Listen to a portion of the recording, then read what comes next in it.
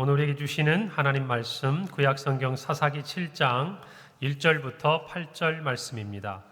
구약성경 372페이지 사사기 7장 1절부터 8절 말씀 저와 한 절씩 교독하시고 마지막 절 합독하겠습니다. 여룻바알이라 하는 기드온과 그를 따르는 모든 백성이 일찍이 일어나 하롯셈 곁에 진을 쳤고 미디안의 진영은 그들의 북쪽이요 모래 산 앞 골짜기에 있었더라.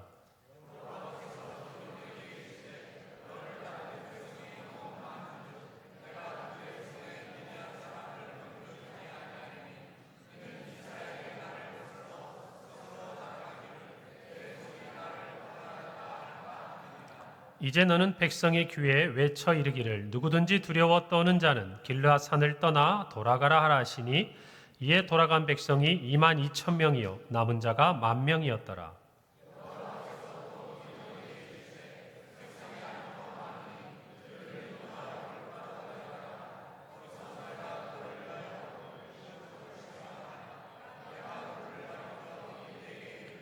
이 사람이 너와 함께 가리라 하면 그는 너와 함께 갈 것이요 내가 누구를 가리켜 내게 이르기를 이 사람은 너와 함께 가지 말 것이니라 하면 그는 가지 말 것이니라 하신지라. 이에 백성을 인도하여 물가에 내려가매 여호와께서 기드온에게 이르시되 누구든지 개가 핥는 것 같이 혀로 물을 핥는 자들을 너는 따로 세우고 또 누구든지 무릎을 꿇고 마시는 자들도 그와 같이 하라 하시더니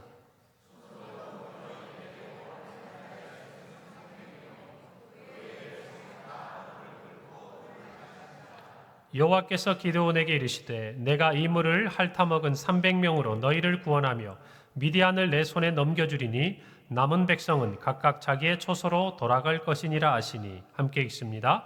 이에 백성이 양식과 나팔을 손에 든지라 기드온이 이스라엘 모든 백성을 각각 그의 장막으로 돌려보내고 그 300명은 머물게 하니라. 미디안 진영은 그 아래 골짜기 가운데 있었더라. 아멘. 할렐루야. 설 명절 잘 지내셨죠? 이제 우리의 삶의 일상이 회복되고 시작되는 첫 주일에 우리로 하나님 앞에 예배하게 하신 주님을 찬양합니다. 오늘 우리가 읽은 하나님 말씀 사사기, 사사들에 대한 기록이죠. 특별히 오늘 말씀에 나타나는 기드온, 그는 사사 중에 5번째 사사입니다. 특별히 기드온의 이야기는 사사기 전체를 놓고 볼 때 가장 많은 분량을 차지할 만큼 그는 이스라엘 역사에 있어서 또 사사시대에 있어서 중요한 인물임을 저와 여러분 알 수 있습니다. 어쩌면 우리 중에 많은 사람들은 이 결과를 알고 있을 거예요. 칼 한 자루 없이 300명의 군대로 메뚜기 떼와 같은 미디안 군대를 물리친 전설적인 사사입니다. 그가 사사라 있던 40년 동안에 성경은 이스라엘이 평화를 누렸다라고 기록하고 있어요. 얼마나 그게 좋았던지 백성들이 기드온에게 나와서 우리의 왕이 되어달라라고 이야기했지만 그는 거절했던 참 하나님 앞에서 쓰임받은 사사이기도 합니다. 기드온이 살던 시대, 이 사사 시대는 참 힘든 시대였어요. 우리가 읽은 7장 이 앞에 있는 6장부터 이 기드온의 이야기가 나오는데 6장 1절에는 그 당시 이스라엘 자손들의 상황에 대해서 이렇게 설명해 주고 있습니다. 6장 1절입니다. 이스라엘 자손이 또 여호와의 목전에 악을 행하였으므로 여호와께서 7년 동안 그들을 미디안의 손에 넘겨주셨다라고 기록합니다. 하나님께서 7년 동안 이스라엘 자손들을 이 사막의 유목민이었던 미디안의 손에 넘겨주셨다라고 성경이 기록하고 있어요. 여러분, 미디안이 이스라엘 자손을 침략해서 통치하고 다스리고 지배했다가 아니에요. 성경이 뭐라고 기록해요? 하나님께서 이스라엘 자손들을 미디안의 손에 넘겨주셨다. 모든 역사의 주인, 이 모든 것을 이끌어 가시는 분이 하나님이신 것을 성경은 분명하게 알려주고 계십니다. 그런데 오늘 보니까 하나님께서 사랑하는 백성 이스라엘 자손들을 이 미디안에게 넘겨주신 이유가 성경에 기록되어 있는데 그게 뭐였어요? 여호와의 목전에 악을 행했다. 악을 행했다. 그런데 그 앞에 한 단어가 있어요. 조금 전에 읽은 성경에 기록되어 있는데 또 뭐가 있다고요? 또라는 단어가 있다고요. 그러니까 또 여호와의 목전에 악을 행했다. 이전에 악을 행했다는 얘기예요? 처음이라는 얘기예요? 이전에도 행했는데 다시 악을 행했다는 거예요. 그럼 이 악이 도대체 뭔가? 사사기 2장에 보면요, 다른 것이 아니에요. 이스라엘 백성들이 하나님을 멀리하고 그 땅에 있는 가나안 신들, 바알을 섬기고 아세라를 섬기고 다른 신을 섬긴 이것을 가리켜서 성경은 이스라엘 자손이 여호와의 목전에서 악을 행했다. 그런데 그것을 또 행했다. 그래서 사실 이 미디안 족속들에게 어려움을 당하는 이 상황은 이스라엘 자손들이 하나님이 아닌 우상을 섬김으로 말미암아 일어났다라는 사실을 분명히 얘기해 주고 있어요. 여러분, 사사기 전체를 보면 하나의 사이클이 있습니다. 언젠가 말씀드린 기억이 납니다만은, 먼저는 이스라엘 백성들이 하나님의 목전에서 범죄합니다. 그리고 하나님께서 당연히 진노하시겠죠. 그리고 나서 미디안에게 넘기시듯이 하나님이 압제하도록 그들을 심판하십니다. 자, 고난을 당하니까 이스라엘 백성들이 어떻게 할까요? 하나님께 부르짖죠. 하나님, 우리를 구원해 주세요. 자, 그때 하나님이 기드온과 같은 사사를 통해서 이스라엘 백성들을 구원해 주십니다. 할렐루야. 여기까지 하고 딱 끝나면 좋은데 끝에 하나가 더 붙어요. 뭘까요? 그렇죠. 또 범죄하는 거예요. 이게 반복되는 역사가 사사기의 역사라는 것이죠. 오늘 특별히 이 본문은 기드온을 통해서 미디안 아래, 정말 그 지배 아래서 고통받던 이스라엘 백성들을 구원하신 하나님의 이야기입니다. 미디안과 싸우기 위해서 하나님은 기드온을 부르셨어요. 하나님께서 기드온을 부르신 부분은 제가 이전에 설교를 한번 드린 것 같아요. 기억이 잘 안 나시겠지만 어쨌든 그 기드온을 부르신 하나님께서는 이제 미디안과 싸워야 되지 않습니까? 그래서 이 기드온이 이스라엘 족속들에게 모이자, 함께 군대를 소집합니다. 자, 그런데 이 기드온의 부름을 받고 온 이스라엘 족속은 4지파였어요. 12개 지파 중에 므낫세, 아셀, 스불론, 납달리, 가장 큰 에브라임이나 이런 유다 지파와 같은 지파는 보이지가 않아요. 그런데 그들이 이 기드온의 부름에 응답합니다. 그리고 모인 사람들이 성경에 보니까 몇 명이었냐? 32,000명. 엄청 많은 숫자가 온 겁니다. 그 사람들이 하루셈 곁에 이제 모여서 진을 치게 된 이야기를 성경이 기록하고 있어요. 자, 그런데 반면에 이 이스라엘과 싸우게 될 미디안 군대 또한 모래산 앞 골짜기, 바로 그 맞은편에 진을 딱 꾸리게 되는데요. 이때 미디안의 군대가 최소 몇 명이었냐? 사사기 8장 10절에 보면 그 군대의 숫자에 대해서 알려주고 있는데요.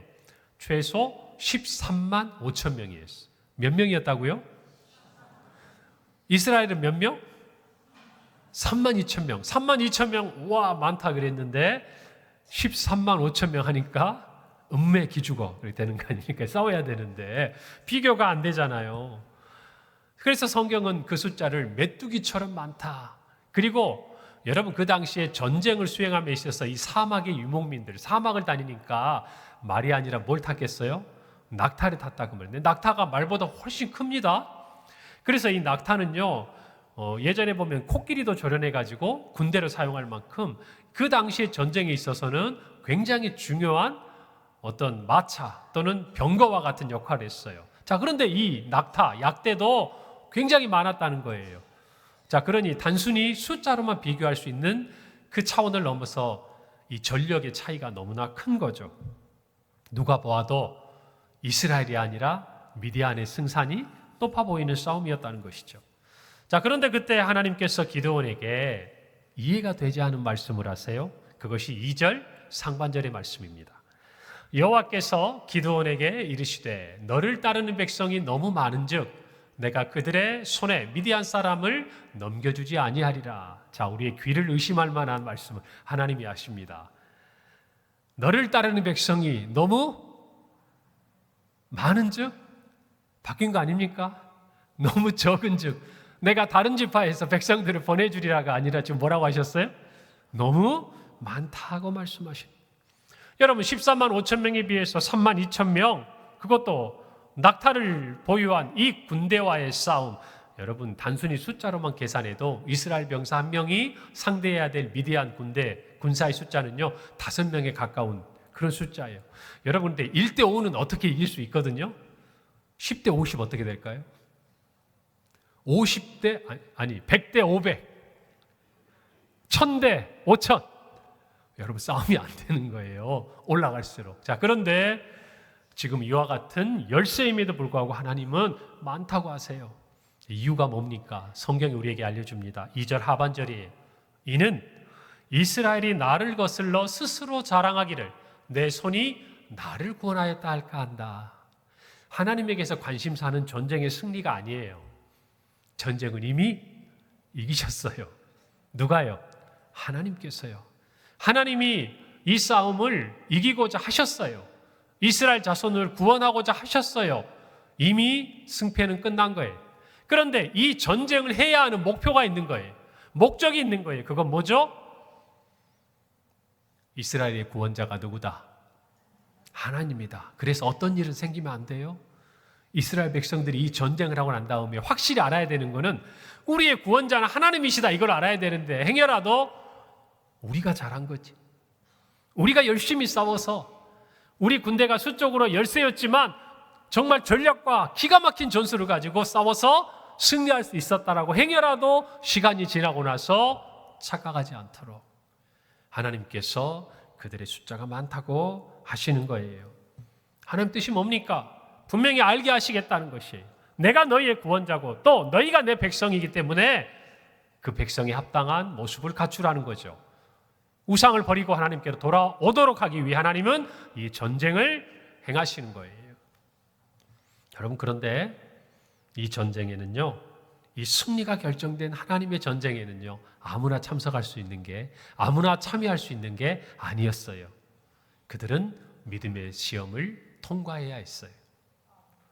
여러분, 오늘을 사랑하는 저와 여러분도 마찬가지입니다. 우리 모두 하나님의 자녀입니다. 우리의 삶의 자리에서 정말 하나님이 얼마나 크고 위대하신 분인지, 하나님이 어떤 능력이 있으신 분인지, 또 하나님이 우리를 통해 무엇을 이루고자 하시는지 어쩌면 그 열매는 함께 나눌 수 있을지 몰라요. 그러나 정말 하나님이 어떤 능력의 하나님인지 그 현장에서 목도하려면 하나님의 군사가 돼야 돼요. 할렐루야. 그 전쟁에 나가서 하나님이 어떻게 미디안을 쳐 부수시는지, 얼마나 능하신 분인지를 체험하고 돌아온 사람들이 할 수 있는 특권이 있어요. 증언이에요. 증인이 되는 거예요. 하나님이 이런 하나님이라고, 하나님이 이렇게 하셨다고. 여러분, 저와 여러분 모두는 그와 같은 하나님의 군사요 예수의 증인이 되기를 바랍니다. 그래서 우리는 믿음의 시험을 통과해야 돼요. 그 싸움에 남아있어야 된다, 그 말입니다. 할렐루야. 우리 모두가 그런 하나님의 군사들이 되기를 바랍니다. 믿음의 시험을 통과하려면요, 첫 번째입니다. 두려움을 극복해야 합니다. 무엇을 극복해야 한다고요? 두려움이요. 이건 너무나 익숙한 이야기죠. 여러분, 개봉 12일 만에 1000만 관객을 달성한 한국 영화 대표적인 흥행작이 있습니다. 임진왜란 당시에 명량해전의 이야기를 다룬 영화 명량이에요. 여러분 많이 보셨죠? 네, 저도 봤습니다. 근데 굉장히 막 어둡고 이런 기억이 많이 나요. 막 밤에 이런 대사들도 많고 그래서. 자, 그런데 그 상황은 어떤가요? 정말 천하무적이었던 승승장구하던 조선 수군이 이제 이순신 장군이 백의종군 하게 되는 너무나도 어처구니 없고 안타까운 상황이 벌어질 때 그를 대신했던 삼도수군 통제사 이 원균이 공을 세우고자 하는 마음에 조선 수군을 이끌고 갔다가 외수군에게 대패를 하게 됩니다. 그리고 나서 다 도망하고 남은 배 몇 척이죠? 몇 척? 신에게는 아직 몇 척이 있습니다? 12척이 있습니다. 12척. 여러분, 그래요. 자, 그 배를 가지고 이제 군사들도 다 죽고 정말 이제 전쟁에 있어서 아무런 소망이 없는 것 같은 그 순간 백의종군하던 이순신이 다시 예전의 지위로 복귀하지 않습니까? 자, 그때 누가 조선 수군이 다시 일어날 것을 상상이라도 했겠습니까? 여러분, 그때 얼마나 그때가 상황이 암울했는지요. 선조가 이런 교지를 내립니다. 적은 수와 고단한 군대로 적의 대군을 감당키 어려울 터이니 12척의 수군을 파하고 적군에게 넘어가지 않도록 다 침몰시키고 도원수 권율이 이끄는 육군으로 합류해서 싸워라. 이게 어쩌면 합리적이고 냉정한 판단일 수 있었어요. 그러나 우리가 알듯이 이순신 장군은 명량해전을 통해서 전세를 역전합니다. 그렇죠?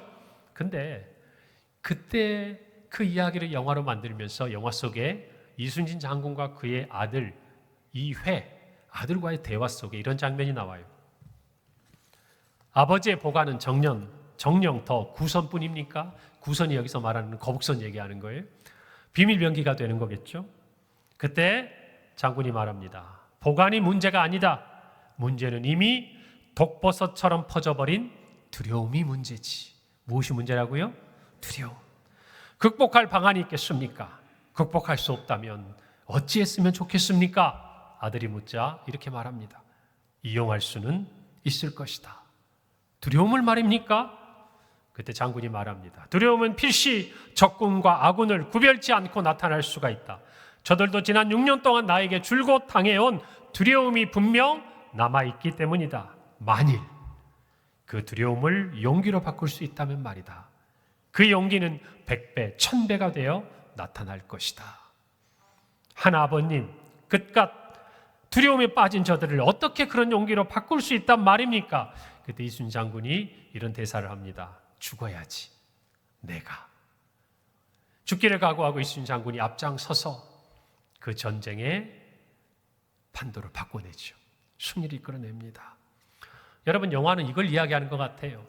이 명량해전의 승리는 조선 수군이 12척의 배로 330척에 달하는 외수군을 격파한 기가 막힌 전술과 전략, 그것을 이야기하기 이전에 먼저 그들이 직면하고 있었던 패배에 사로잡혀 있는 두려움을 조선 수군이 어떻게 극복하고 승리했느냐, 이것에 대한 이야기를 하고 있는 영화라는 것이죠.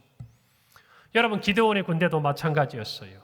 미디안과의 싸움에서 그들은 먼저 해결해야 될 문제가 있었어요. 그건 뭡니까? 두려움이었어요. 몇 년 동안 미디안의 손 아래 있었다고요? 7년. 7년 동안 그들은 철저하게 패배했어요. 도망 다녔어요.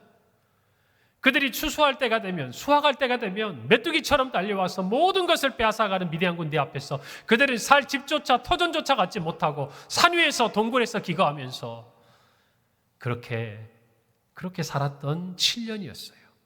얼마나 깊은 패배감이 있었겠습니까?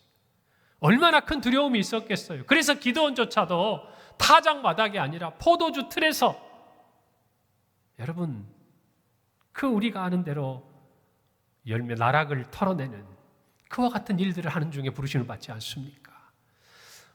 여러분, 그 두려움을 어떻게 이겨야 할까? 그것이 사실은 그들이 직면한 문제라는 것이죠. 하나님은 기드온을 통해 이렇게 말씀하셔요. 3절입니다. 이제 너는 백성의 귀에 외쳐 이르기를 누구든지 두려워 떠는 자는 길르앗산을 떠나 돌아가라. 이게 하나님의 말씀이었어요. 이에 돌아간 백성이 22,000명이요 남은 자가 10,000명이었다 그랬죠. 여러분, 32,000명이 모였는데 하나님께서 기드온에게 말씀하신 대로 말하니까, 두려워 떠는 자는 떠나라 하니까 몇 명이 가버렸어요? 22,000명 가면. 그럼 몇 명 남은 겁니까? 10,000명. 기가 막힌 일이 좀 일어난 거예요. 싸우러 왔는데 그들은 이미 패배하고 있었어요.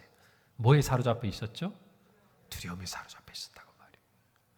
여러분, 공교롭게도 지금 그들이 진치고 있는 이 하롯이라고 이름 붙는 샘은요, 오늘날은 멋진 공원이 되어 있습니다.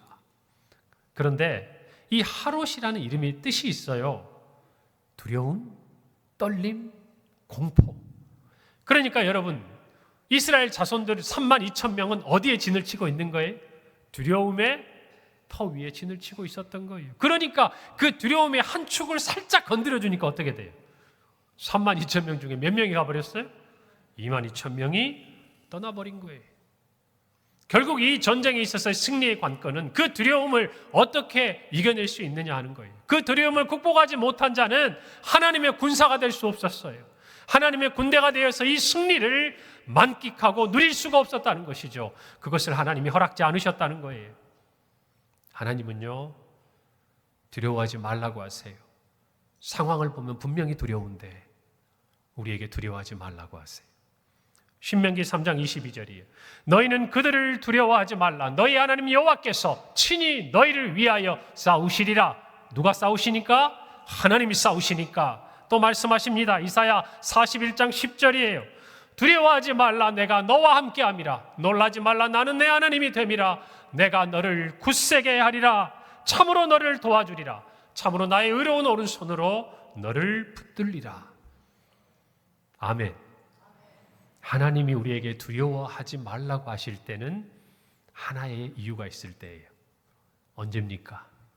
하나님이 함께 하실 때예요. 하나님이 함께 하시고자 할 때 우리에게 말씀하시는 것, 두려워하지 말라는 거예요. 그 두려움을 떨쳐내고 나의 군사로 나와 함께 싸우라는 거예요. 오늘 저와 여러분이 이 말씀을 마음에 간직해야 될 줄로 믿습니다. 더 나아가서 우리는 단순히 두려움을 극복하는 것이 아니라 그 두려움이 승리의 비결이 되는 단계까지 나아가야 돼요. 그게 뭘까요? 그것은 세상을 두려워하는 것이 아니에요. 미디안의 수많은 군대를 두려워하는 것이 아니에요. 그 군대조차 두려워해야 할 크고 두려우신 하나님을 경외하는 거예요. 이 마음이 있으면 두려움을 극복할 수 있다는 거예요. 할렐루야. 이것을 분명히 알아요. 우리의 두려움의 원천에는요, 하나님에 대한 두려움이 없음에서 출발해요.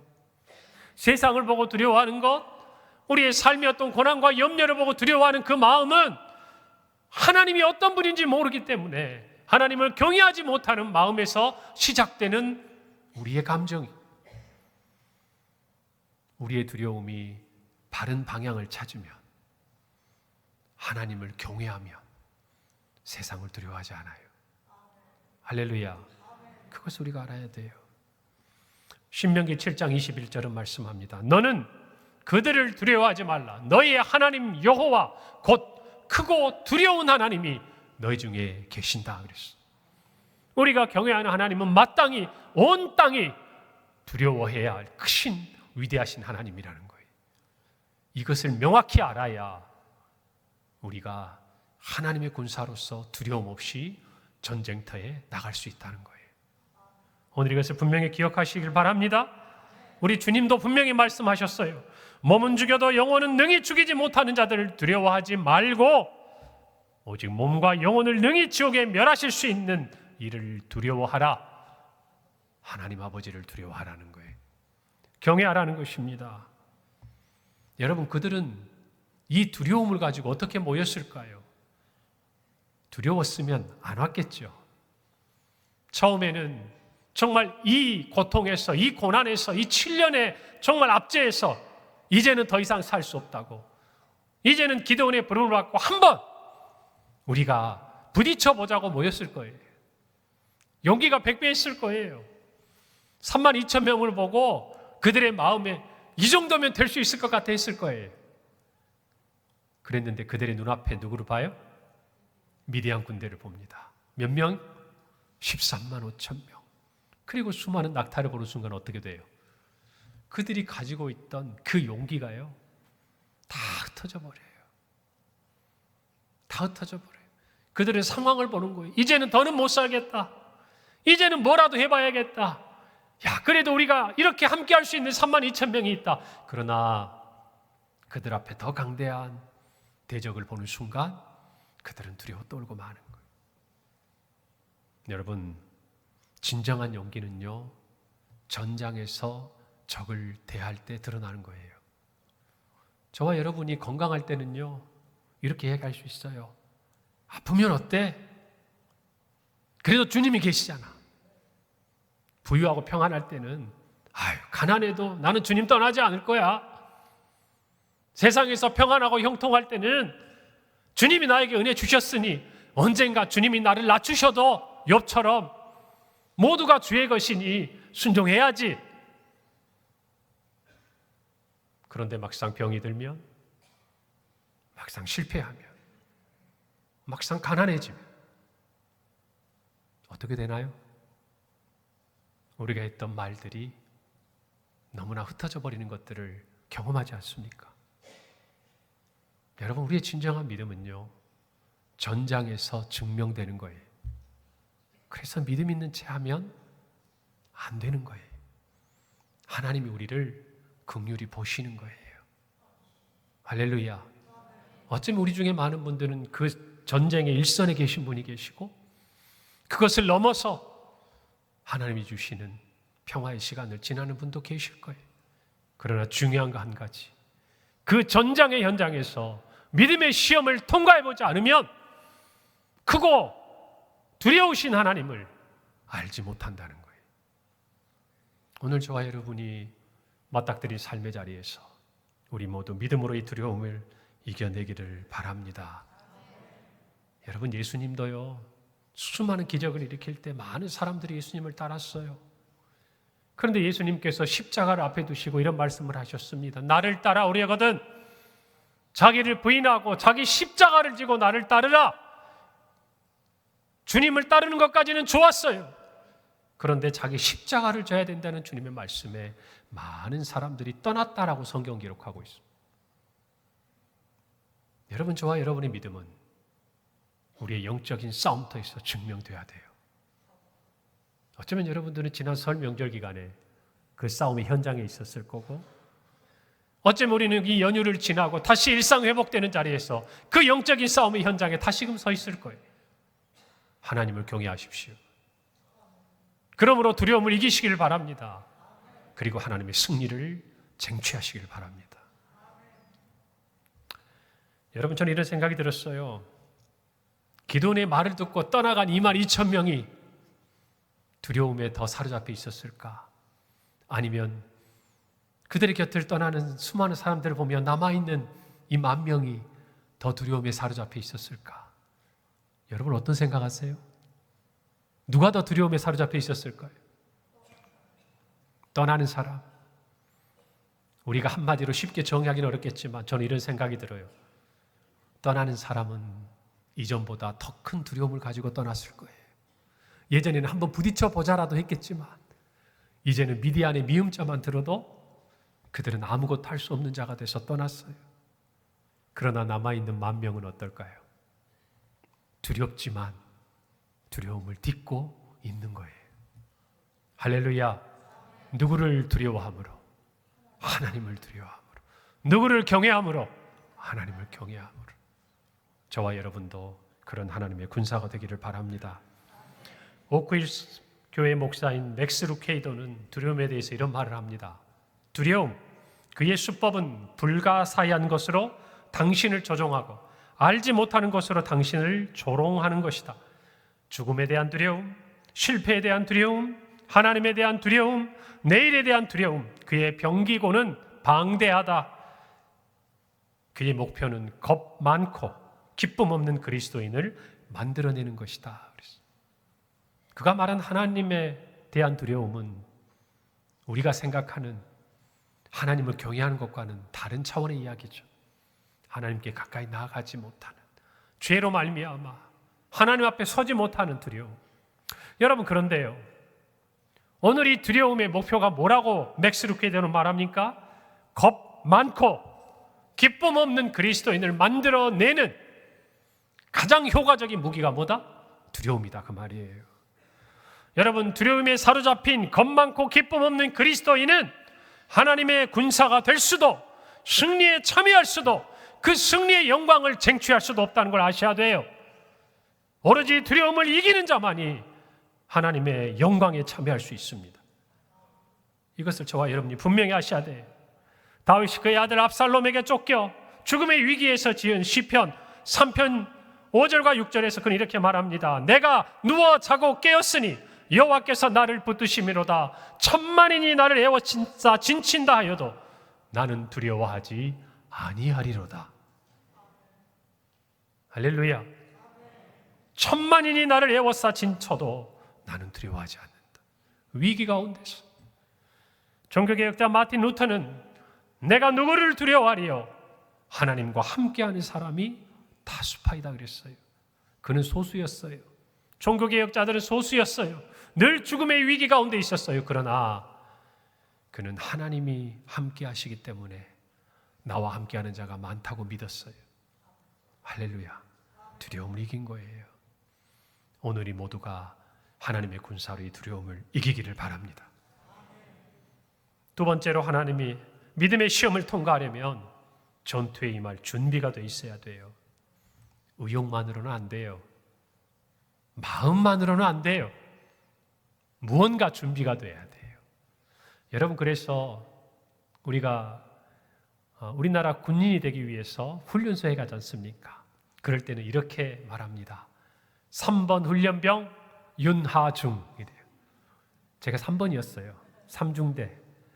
그런데 자대 배치를 받고 훈련병으로서 훈련소를 제대하면 계급장을 붙입니다.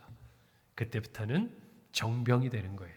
일병, 상병, 병장, 또 그 이후에 간부에 이르기까지. 여러분, 그 훈련의 과정을 지나서 싸울 준비가 되는 것이죠.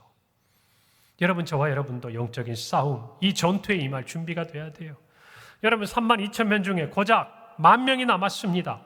여러분, 이제 이스라엘 자손 한 사람이 상대해야 될 적군, 단순히 숫자적으로 비교해보면 10,000대 135,000, 한 명이 몇 명을 상대해야 돼요? 13명 이상을 상대해야 되는 싸움이 돼버렸어요. 상황 어떻게 됐어요? 더 어려워졌어요. 자, 그런데 하나님이 기가 막힌 말씀을 기가 막히고 코가 막힐 말씀을 하세요. 4절 상반절 볼까요? 여호와께서 또 기드온에게 이르시되 백성이 아직도 많으니 그들을 인도하여 물가로 내려가라. 거기서 내가 너를 위하여 그들을 시험하리라. 여러분, 이전에 뭐라고 그러셨어요? 32,000명인데 백성이 너무 많으니 그랬어요. 그런데 이제 10,000명 남았는데 하나님 뭐라고 그러세요? 아직도 많다. 여러분, 하나님의 셈법과 우리의 셈법이 너무나 달라요. 우리는요, 예전에도 너무나 적었어요. 그래요, 안 그래요? 많은 줄 알았는데 부딪혀보니까 너무나 적었다고요.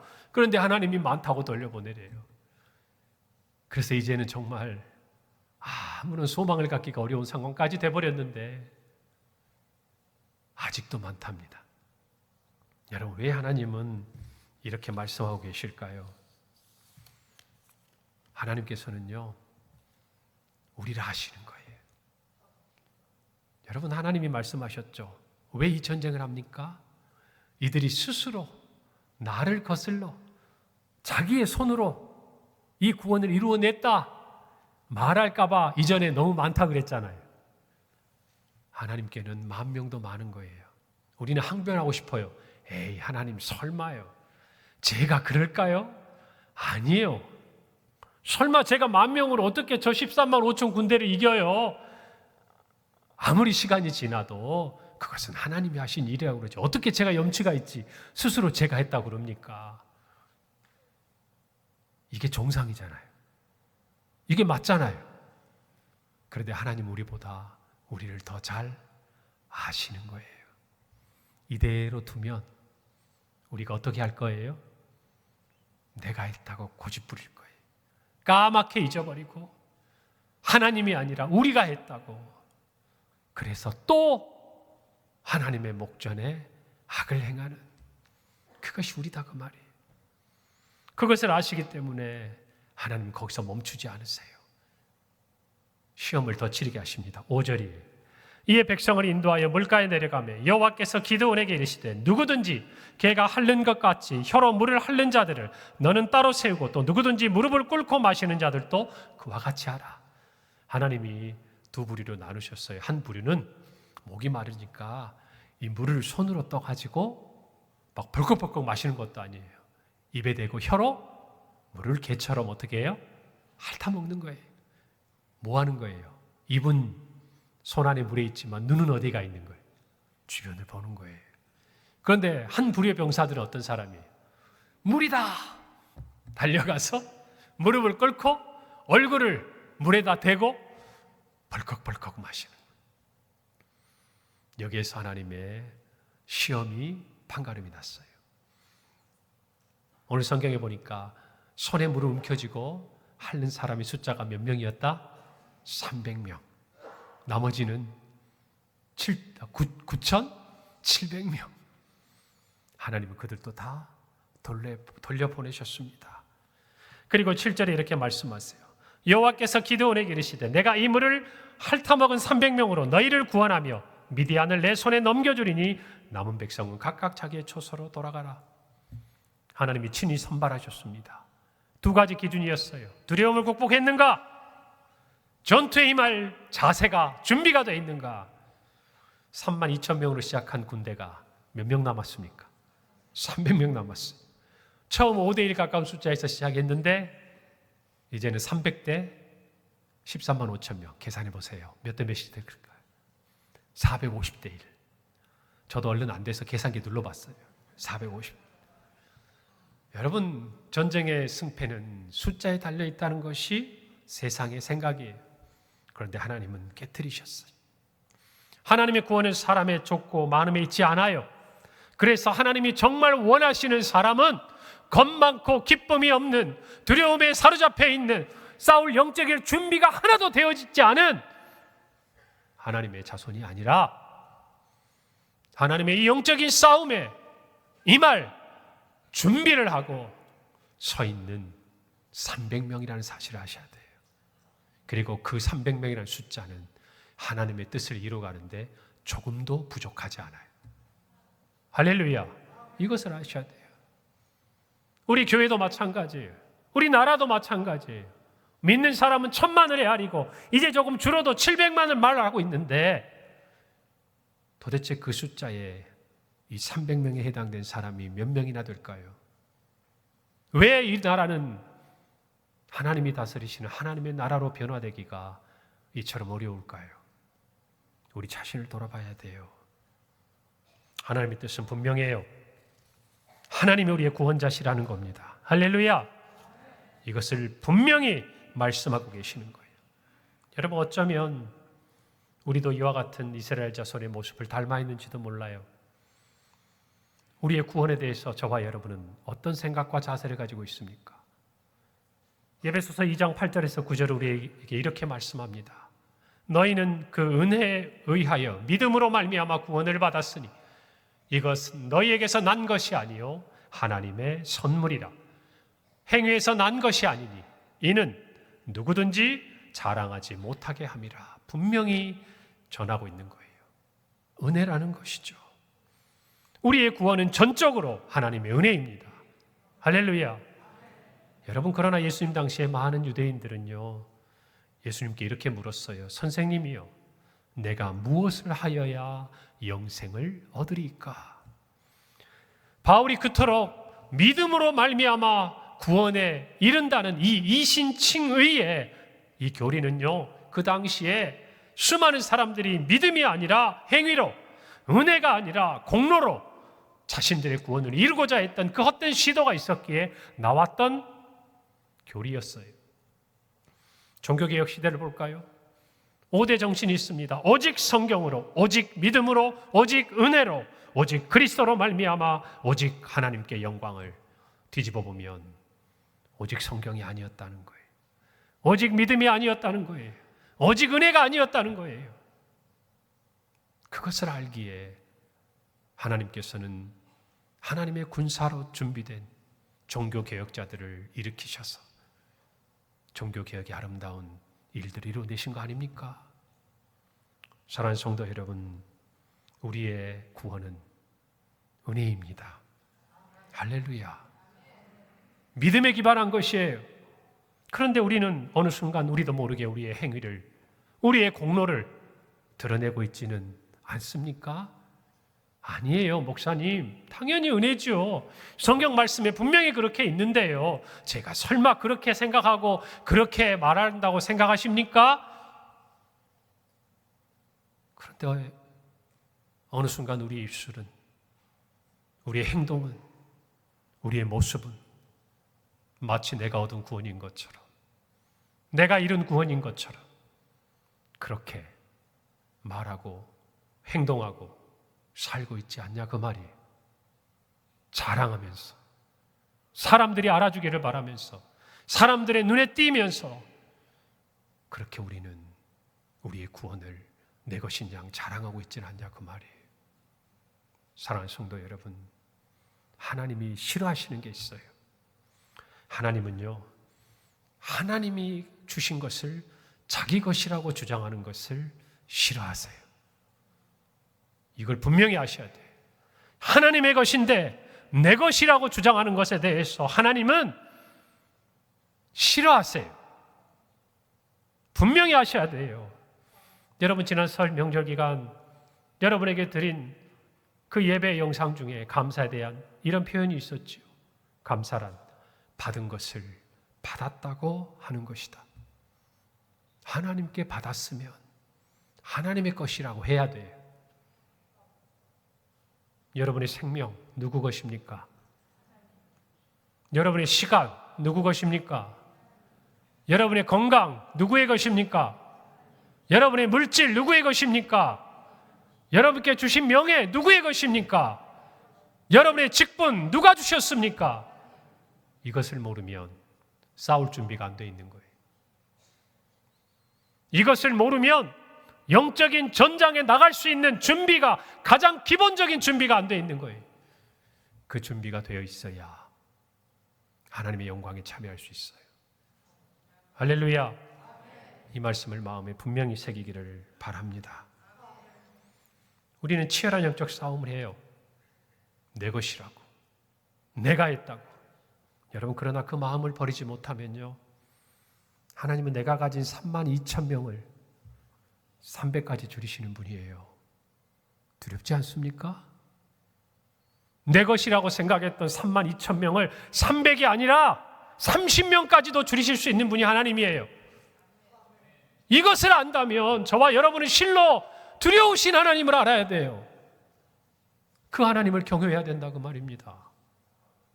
그러지 못하면 여러분, 우리 인생 가운데 치열한 영적인 전장 앞에 설 수밖에 없어요.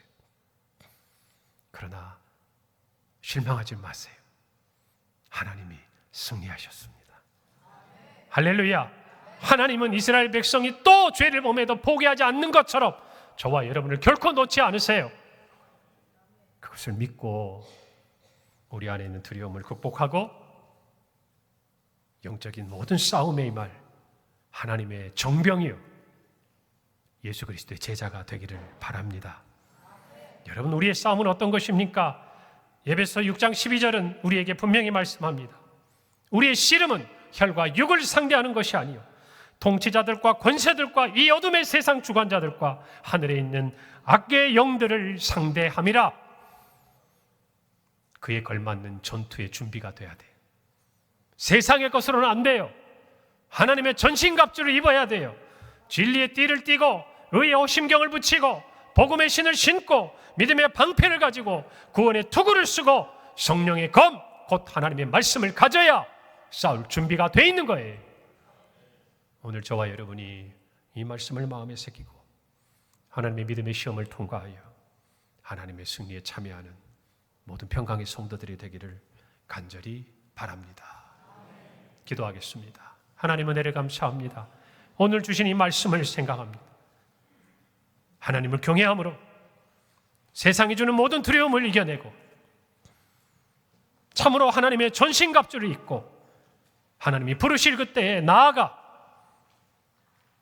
이 영적인 거룩한 싸움을 싸우고 이기는 우리 성도요, 우리 평강의 모든 가족들이 되게 하여 주시옵소서. 예수님의 이름으로 기도합니다. 아멘. 우리 다 함께 자리에서 일어나셔서 찬송